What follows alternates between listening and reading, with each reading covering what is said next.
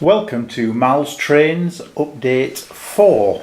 A very brief update today because really what I wanted to show you was something that I got through the post again from eBay, but I managed to get through the post just today. It's only the one thing today. It's the Norstand Open Wagon, and again, one of the reasons I'm really happy with this, I know it's a very old model, it's not one of the most detailed, but one of the reasons I wanted to get this again is because one of the trucks that I got through my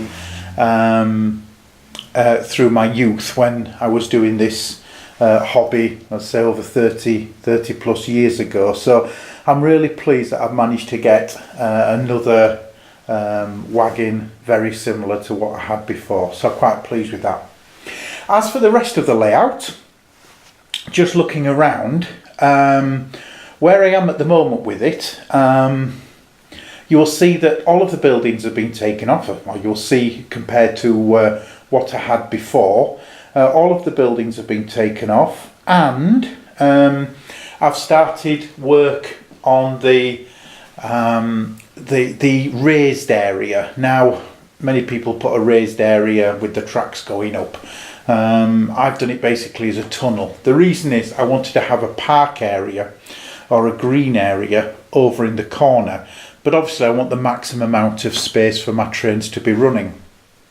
Therefore, I've used it as a tunnel, and as you can see over in the left, the large double tunnel for the trains, and the smaller single tunnel which will be for the trams to run through the town streets. And then the idea is they'll go under the park area and then come out just before they'll come out over here just before the station. So I've taken all the buildings away, mainly because apart from working on the end, I'm starting to pin the track down. Now, pinning the track down, in the past I've used various methods. Going back 30 plus years ago, my dad at the time decided the best way to pin the track down was to use PVA glue and literally just stick the track to a board. It was fine, it worked as long as you didn't want to change anything. The next time when I did it, or the first time I did it on my own when I was a teenager, I actually used the proper track pins and put them through the holes, which again worked, but when I wanted to change the track, as I always seem to do, when I wanted to change the track, again taking the pins out was a real problem. It was for me anyway. So this time what I've done is, and if I look down here, I've got these small, very tiny screws, the smallest I could find in black, and the idea is that I'm going to place them between the buffers down here, place them, can't really see very well, place them, I'll come around the other side, between the buffers. The idea is that the head then will actually hold the two buffers in place, and also with them being screws, when I want to change it, and I'm saying when, not if, because as I say already, I've screwed down a few and then screwed them back, unscrewed them so that I can change a few things. When I want to change them, I can just simply unscrew them, because I don't have to put them in too tight, just as long as they're level with the track bed, and then I can take them out and change the track as I want. So that's what I've decided on this time. Just finally, before I go on to just trying the tram, because I want to try the tram round that track and make sure it's okay with the tunnel entrances. As you can see over in the far side, I've used a various array of items just to hold the polystyrene together while I've glued on the tunnel portal pieces of polystyrene. So as you can see, I've used everything I can seem to find that was heavy enough to weigh it down.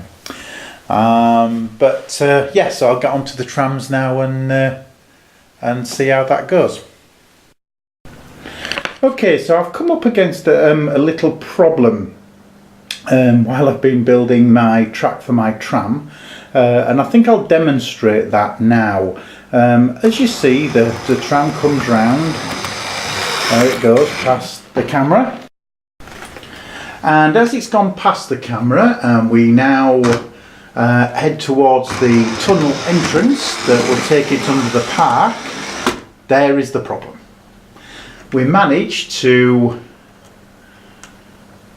hit the tunnel ceiling.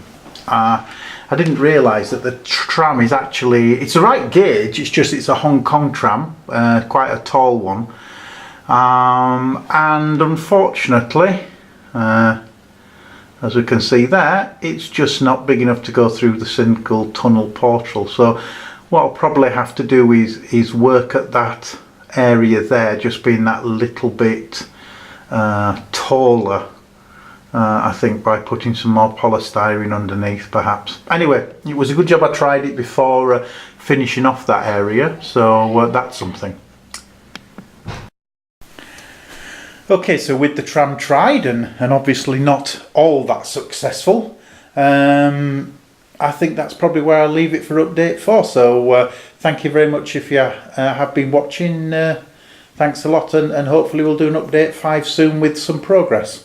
Thanks a lot. Bye.